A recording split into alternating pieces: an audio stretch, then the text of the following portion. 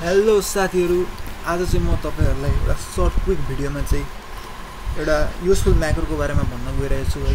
So यो चाहिँ नियोगिङ हो है। सो यसमा चाहिँ हामीले के गर्नु पर्यो भन्दाखेरि यो कोटेसन र यो तपाईको कमा हटाएर चाहिँ एउटा सिम्पल डेटा बनाउनु पर्छ त्यसलाई हामीले।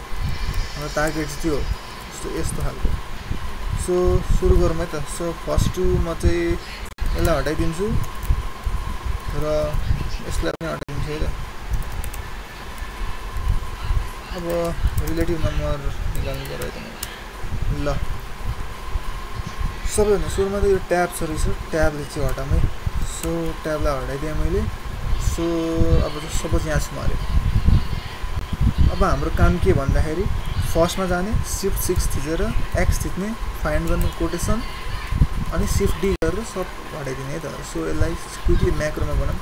क्यूबाट स्टार्ट रेकर्डिङ गर्ने, ए रेजिस्टरमा म्याक्रोलाई राख्ने है। अब स्टार्ट गरौँ। So shift 6 X F quotation shift D मुनि क्यू सक्यो है त। अब simply shift B shift G गर्ने, @ ए गरेर टक्कसँगले म्याक्रो हालिदिने। Thank you so much for watching. Bye by.